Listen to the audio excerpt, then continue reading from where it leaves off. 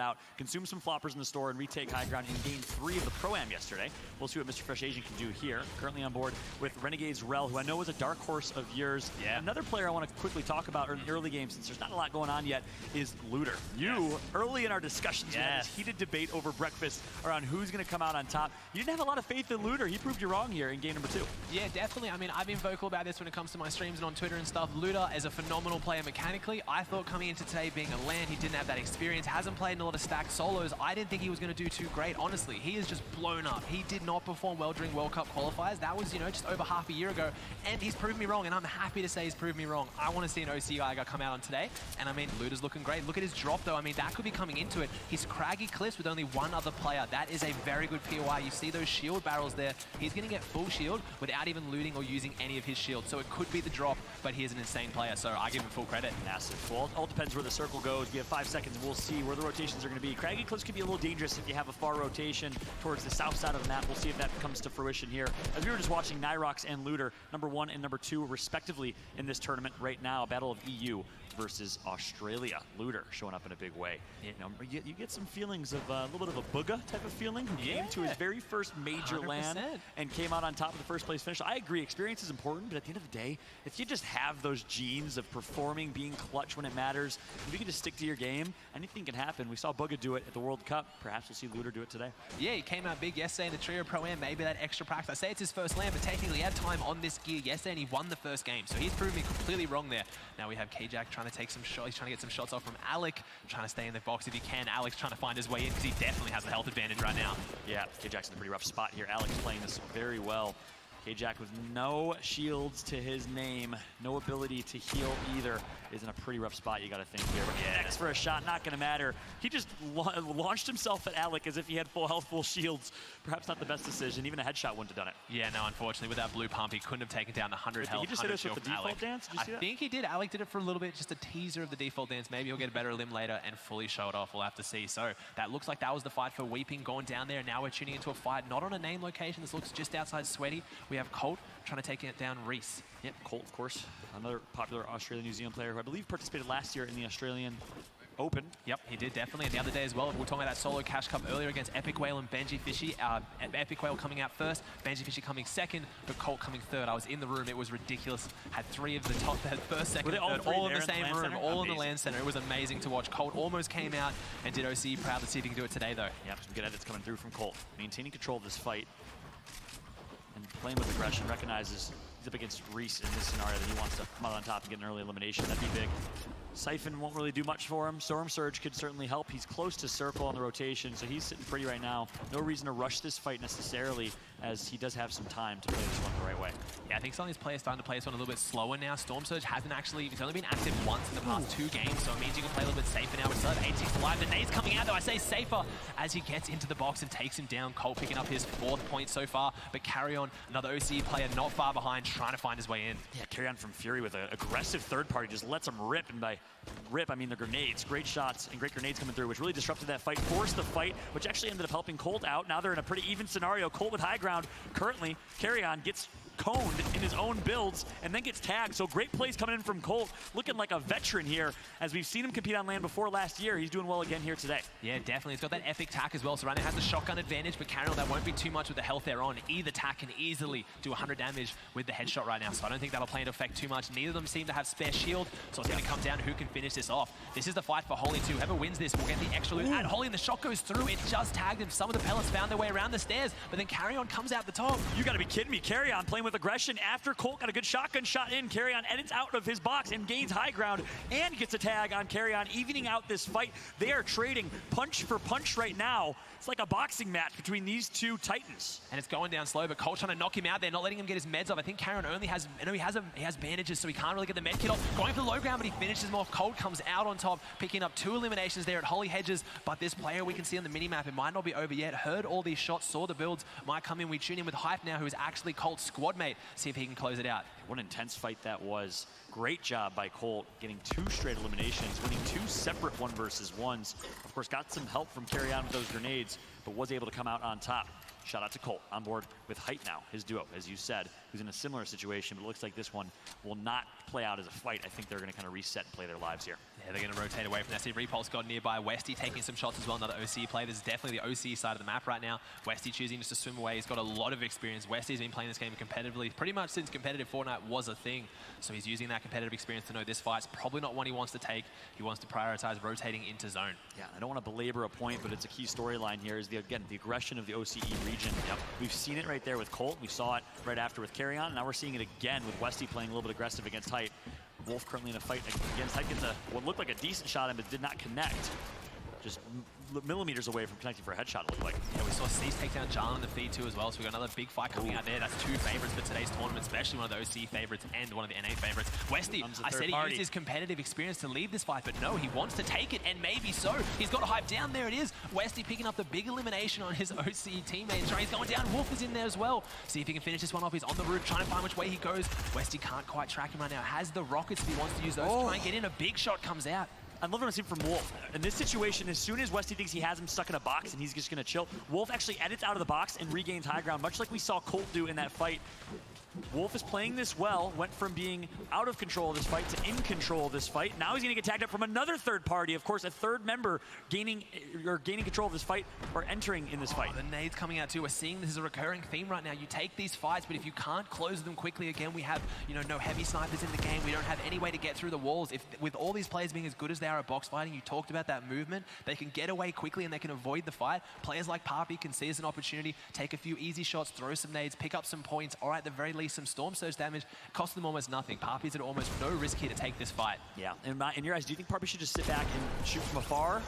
Now it's closed in there. Probably not now the fight's ended, but yeah, Papi could. He's going to see how it goes. He's definitely still up there on the hill. He's in zone. There's no reason to leave it. He's taking the snipe shot. He's going to, what he wants to probably do is try and get a shot or two, see if he can suss out, does Westy have shield? If you get an AR tag and you hear a shield tag, you probably leave, but if you see white tags, which means they've only got health, you might push it. That's a good call. See rifle eliminations there. Trapped coming out on top with 8. We talked about the advantage of controller player earlier, but with that aim, we're seeing a controller players come out on top in a big way today. I wonder, is that in this game or is that total in the series? And that's total in the series, that I have to assume. 8 eliminations for Traps here as well. But yeah, controller definitely showing up today in a big way. Yeah, and I think you called out that fight perfectly, and I agree. I think in that situation, Papi does not want to put himself in a bad position by third-partying that fight, putting himself in the midst of that river where he'd then be in a pretty bad spot in case another third party comes through. We've seen how many times players are getting third-partied, aka a third person. Oh, great sniper shot. We hit those, Desire.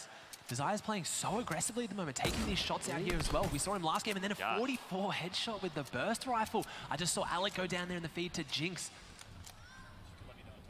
Seeing on the high ground, Spoiling's down there on the bridge, something we haven't seen too much of as well. Desire, so we saw how much aggression he had last game, but he's still yet to get any points on the board. As you can see from the double gold pickaxe down there next to his name, that means he's on 0 points. Don't want to call him out just so you guys know where they're at. 73 players alive. He got that shot on squeeze, can't do anything with it. See Volks in the distance, another very well-known aggressive player. Desire's happy to sit here, center zone, and just keep taking shots on this one, choosing not to rotate further in. We can see there from the southeast, if he wants to rotate further in, he's going into about 6 players, so maybe this is the spot to stay. Desire clearly did his aim practice today as he's been hitting snipes, long-range rifle fights. I'm liking his accuracy coming through Desire. We've seen it in the last 2 games here. Meanwhile, Spoiling at the bottom right of your screen, farming up, getting some mats, aka materials. You can have 500 of each. Wood, brick, and stone, and that of course is how you are able to build for the late game. So it's super important to get materials, to have maximum materials when you enter that late game. As we see people like Zayt trying to hold high ground, you got to use a lot of materials to do that. We see Symmetrical picking up a pick on Jinx as well, so a good play to take out of the game. We saw Symmetrical up the top near the leaderboard. Blackouts taking some shots down on Esches, one of our 2 South American players here today, trying to come up in a big way. See if he can find his way in onto Esches. He finds his way out the top. He's going to have to be careful here. Esches mechanically an insane player from OCE. He is very, very fast with it. He's on controller as well, but you wouldn't think it with how fast these builds come out, and he's got the advantage to aim there too. He's got the green pump, trying to find his way in. Using the harpoon to break him down. He can't get him down onto his level though. Look at this, Esches playing with such aggression. You mentioned his mechanical skill, and Esches, who was in a bad situation, turned it into a great situation. The default dance is gonna come through from Esches, the young Aussie playing on controller. What a showing he's had today here, Aussie. We've had 5 controller players. All 5 of those players in this tournament are top 20. 4 of them are top 10 in the standings as of this game. Esches is looking to expand upon that. And coming into it today, OCE are the only players playing here on controller. We didn't invite any controller players internationally. Whether that's a coincidence or not, we'll see how we go there. But Esh is also one of the younger players today. We talked about land experience and maybe some jitters. We have Quid and Eshes being 2 of the youngest players here today. I believe Quid being 13 or 14. Same with Eshes. So young, but so talented. And he, of course, not able to compete in last last year's Australian Open due to the 16 and older age requirement. Now, Epic has actually lowered that limit, which is amazing. We have people like King who placed 5th place and had life-changing money. And many people saw that video that went viral of him crying and hugging his dad after an emotional 5th place finish, playing with such aggression. It's great to see Fortnite the most inclusive and accessible game in history in my eyes. Yeah, and you see it as well. You saw the emotion, but it always seems to be the same theme, right? Those younger players are always so aggressive. You see a lot of chatter about it online. Some of the older players like Chap, they call it boomers versus zoomers. Normally, zoomers are normally better with their mechanics, so they can play more aggressively and finish those fights. But the boomers normally like some, trying to play safer. But then again, I thought on a land in stacked tournaments, you'd expect that intelligence and that gameplay knowledge to play out better for you. Ashes, like I said, going aggressively from one fight straight into another. Boxes up next to him, editing the right-hand peak, trying to find his way in. But never mind, Trap comes out. That was controller on controller. Trap takes down Ashes. They're going at each other now, though. Maybe if they take each other out, it'll save the rest of them. Yeah, Peekaboo says Trap right there. Ashes was not expecting it. And again, that's been a key theme of this entire match. We've seen a lot of fights where players are doing some unexpected edits and playing with aggression where players maybe not expecting them to do so. And a lot of it is our controller players here today who've been performing. By the way, the whole boomers versus zoomers comment earlier, for any actual boomers watching this, parents or anyone out there, when we say boomers in the Fortnite industry, we mean 24-year-olds, because Psalm is literally 24 years old and we call him a boomer. Yep, exactly. But no, literally boomers anyone over 18 to these people, I swear. Seriously. I mean, I'm 26. Wow. I get called a boomer all the time. It is ridiculous. Now we've got Vanilla, one of our players, sitting in the cone. Again, we can't see what he's looking at. He gets full 360 degrees vision right now from this one, unfortunately, because he's holding the edit with the spectator mode. We can't see what he's looking at here. We see a lot of players in the distance, editing out of the cone, pushing a little bit forward. We'll see if he chooses to box up here on the edge of zone or push all the way. We won't see it. Jesse taking shots on Luda, who you were watching out for before. So we have last year's victor taking on what today could be potentially the victor of today. We'll see how we go. And Jesse just stumbles upon some loot there, as an elimination was going to come through, has a trap down as well, so he'll be able to loot up. Nice and safe. Gets a med kit. Wonder if he's going to opt for the med kit. We all know the X2 twins were some of the best heal-off metagame players way back in the day. And I say best in the world in my eyes. I used to love watching them. Of course, last year, they won a few games by heal-off. That is no longer in the meta. When we say heal-off, we mean the Storm doesn't result in a fight. It results in two players just trying to heal their way to survival as they're in the storm and taking damage. You don't see that happen in the current meta as much as you used to. You don't. But Jesse was one of the best at it. As you see there, you're talking about the twins. Jordan goes down in the feed as well. Yes, Jesse won 3 back-to-back. That is still a record, winning 3 games back-to-back. The hat-trick at a major tournament. He still has that. No one has taken that off him yet, as it's an absolutely ridiculous feat. Yeah, he took home the $100,000 prize pool last year. So big shout out as we now see Westy using that harpoon gun to harpoon some loot into his box. Heads up play. That, of course, is a new thing with Chapter 2. The harpoon gun, the fishing pole. You can actually grab some loot from far range. You can go fishing. A lot of really cool things happening in Fortnite this year. Yeah, we can see a lot of big changes since Chapter 2 right now. I think Storm Surge might be after something these players have to start worrying about. I think I saw a 66 in the feed there. Storm Surge warning should come out pretty soon. Whether we actually see it come into effect, though, some of these players need to start changing up their game plan. But what I'm seeing is the opposite of what you normally see. Normally, at a LAN event, you see them start out very scared, very passive, very safe. And then when you get towards those final games, to try and get those big elimination games, big point games, you go a lot more aggressive. Maybe these players realizing that Storm Surge is now going to start becoming more of an issue. They'll try and go for a few more tags. Zora, one of the favorites for today in my eye, on one elimination. Let's see if he can come back in a big way. He's going to have to. And Zora, I know you did have a lot of appreciation and respect for coming in. Got eliminated early in match number 1. I'm sure he would like to have a different result there, but we'll see how Zora is able to bounce back. I believe Zora is one of our Kiwi players, New Zealand players, I believe. I don't focus too much on the NZ versus AU because it gets a little bit touchy when you do it here as well. So I just do OC as a region. I think we're already such a small, underrepresented region. I don't want to then, I don't want to split it again.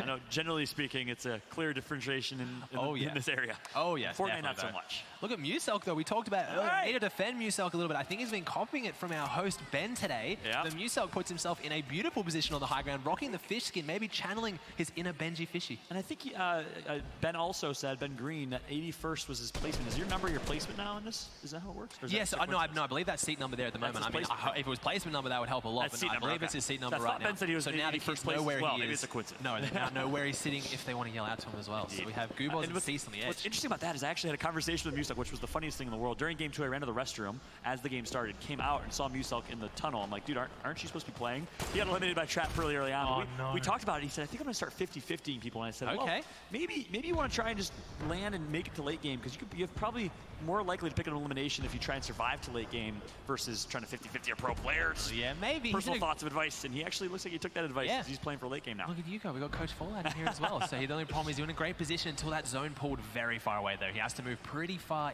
west now, see if he can find his way in. Using these old builds though, he's showing some competitive intelligence here for sure. Using these old builds to rotate. He has no way of getting his own rotation now, so he has to just walk. He's going to farm some mats up as well, use the extra time he has. Needs to prioritize that rotate. We're on 4th zone now, 36 seconds till it starts to close in, 63 alive.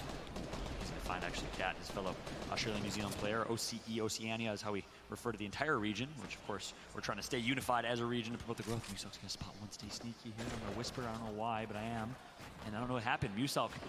We'll have to watch the feed. We'll see how it goes. We're now tuning into Luda, though, and Jesse. This is a big fight now, though. Luda, one of the leaders right now, going against Jesse, last year's winner. This could be an insane fight right now. I don't think they're in zone either. They were more towards that western edge with Weeping. See how it goes. We didn't see Musel go down so far. I don't think we can see the feed from this angle. Alice rolling up, though, as well. And then you see Slayer there. That's the problem. Trying to get eliminations. This endgame, you have to take box fights like this. Box up next to him. Take the fight so you're secure from all angles around you. You don't want to get shot from a distance or third party, which we've seen as a theme for today. There's the Storm Surge I was talking about. 62 below. Then you start doing some more damage. Look at Desire, though. On the top side of your screen, he's on 25. And there, oh no, he gets a snipe. What? Desire picked up that elimination on Luda. Luda goes down just like that. And Desire picks up the 50 health from the Cypher. I told you he put his aim practice in today. As he is not missing snipe shots. That is a crucial shot because he only had 40 HP to his name total, and that was all shield. So great job by Desire. Picked up an elimination in Cypher to follow. He's rewarded, and he's not done yet. Cypher, Desire now, gonna loot up, get some shield. That is massive. 784 damage above the damage threshold. He is putting in absolute work right now. He's doing some serious damage, and out of all the damage we've seen, though, that's his first point. So how much damage we've seen him do,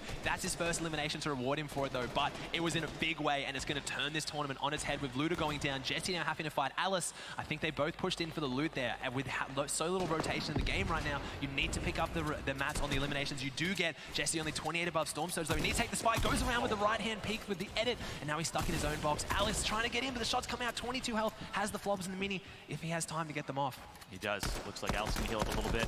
Still can't believe Desire went from such a bad situation to a great situation. So I wonder if Desire's going to try and third party this. He's so close to that fight. Instead, he's just going to rotate and play for late game. Going to get tagged up by Zora, though. Zora's been getting Storm Surge tags, so Zora's trying to go aggressive right now. That shotgun shot, see how you see the purple lightning bolt or pink lightning bolt coming out? He's taking 10 damage every second until he does enough damage to get above that threshold. I told you this game they're playing a lot more safe. That is the risk. If you play safe and you don't deal damage, you then have to deal with Storm Surge. We know, we mentioned how aggressive the Australian region is, but the X2 twins are kind of the exception to that rule. They typically like to play passive and play for late game. That's why we saw Jesse below the threshold, ended up getting above that threshold with some good shots on Alice. Alice lived to see another day. Other players, TSM Zexro from Long Island, flew all the way over from Virginia, currently living in Virginia, to be close to that. Flew in yesterday and played a trio pro-am and is now playing the solo. So we'll see how he plays out. Jesse getting shot hard here. He's rotating and he has the meds, he has the shields, has the material, so if he can survive here, he's looking good. Half zone pulls towards that southeast edge and he needs to get into it. Another player still alive here we saw is Epic Whale. Epic Whale and Benji were two players I saw when you posted on Twitter about predictions. Everyone was putting these two in their top 3. We haven't seen them place top 3 yet. I'm excited to see if Epic Whale and Benji Fish can live up to those high expectations. Two amazing players. Definitely. I saw Saf up there. Someone else has a lot of expectation on him right on top of that tower. Look at him up there. He has full control. And Musel in a beautiful position again. 100 health, 100 shield in the zone on high ground. He's doing so well right now. He has 2 eliminations. Yeah, he's popping off. Doubled his expectations. He wanted 1 elimination in 6 games. He has 2 in this game alone. Let's get some energy in the crowd for Musel. He needs it. He's showing up in a big way. Let's go. He's doing really well today. A lot of people counting him out. He's holding up well. They do seriously well. Obviously, king of the meme strats. This doesn't look like very memey to me. This looks like a solid strategy. This is where any player in this lobby would want to be right now. Get a great shot coming through here. We see Jesse taking some serious damage again, though. He just can't find his way into these zones. He's got the shields, but he's going through them quickly. That's pretty much it now. He's going to have 1 big pot to his name and only 43 health. Yep, tough situation. Musel gets hitting snipes from across the map here. He's not done yet. He is showing up in a big way here in game number 3. We'll see if he can continue to roll as he's not just letting him rip. Barely misses that one on Parpy. You were talking about Zexo earlier. He goes down in the feed. Link taking down Twiz. OCE World Cup players taking down each other. See how they go. We see this bottom left side. See Zone starts pulling towards Nyrox. He's used his competitive experience to go front side of Zone. Sliper taking down Sosman as well, a World Cup solo player. Storm Surge might come out again. These players need to do some serious damage quickly. Yep, Jax just picked up 1. Elevate going to get taken out as well. So another disappointing finish for Elevate. Jesse gets tagged from behind here. We currently see Musel sitting in Storm, healing up as fast as he can. Needs to rotate as quick as he can. He's going to barely survive. Another flopper should be just fine. Meanwhile, Jesse really tagged up in a tough spot. The action is going to break down here, and look how far that rotation is to the circle from some of these players. Jesse's got to try and get some damage in here. He needs to get forward. Airwax, I believe, is the player that's holding him out, but there's so many people here I can't tell. No, it's Sync. It's one of his fellow OC players holding him down. The RPG comes out and takes him out. H-King rotating frontside zone, and Musel tarping on the high ground. You talked about high ground not being a huge advantage, but Musel using it in a big way, making it to rotating zones in one of the most stacked solo tournaments we've seen. Cease taking down Will. Jack's taking down Christ. We've got so many names going down now. Epic Werewolf player you were looking for just goes down the feed as Musel trying to find his way in. No! Goes down to Storm, unfortunately. Nyrock's going down 2 now. And look at the kill feed at the top left of your screen right now. On board with Worthy. Worthy with high ground in a good spot, but getting tagged up. The circle's going to flank now. On aimbot, gets a good shot in. It's the flopper play I was talking about. He takes the high ground late with the floppers. Yeah, exactly right. Now there's only 7 players left in this lobby. A lot of Australian players still left. Volks is one of them, raised by Kings. Volks trying to do his thing. 3 players in the Storm. Volks probably in the best position to win this game. We'll see if he can close it out.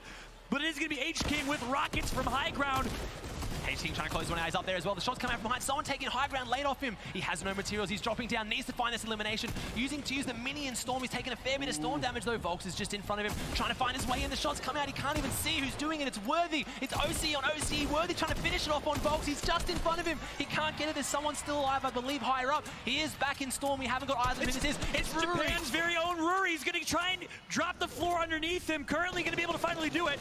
Worthy versus Rory in a 1 versus 1. How epic is this? Australia versus Japan. Rory's going to get RPG'd, trying to survive with high ground. Has a great amount of mats to his name as well. He's got 6 floppers too. He can take a fair bit of Storm if he has to. With those mats and that high ground, he can hold it. There is nothing Worthy can do to get him down, but Worthy has 7 materials, takes the shots though, lasers him as he falls down. The shots come out. He needs to break this tarp right now. Rory has all the advantage on the high ground, but Worthy's not looking like he does. He's doing the best. He knocks him out again.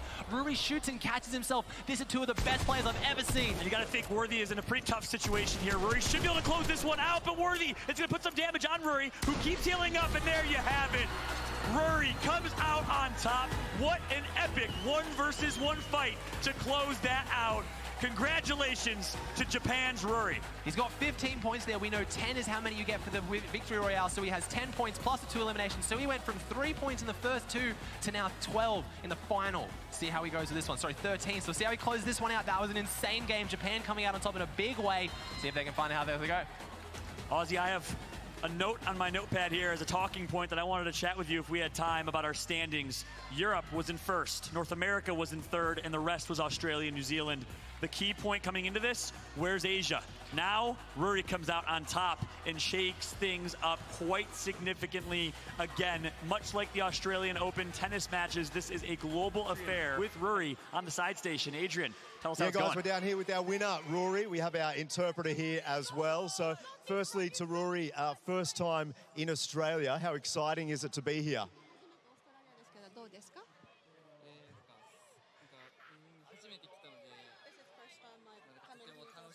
First time here in Australia? Having a good time. Super exciting towards the end of that match. Very intense. What was he feeling?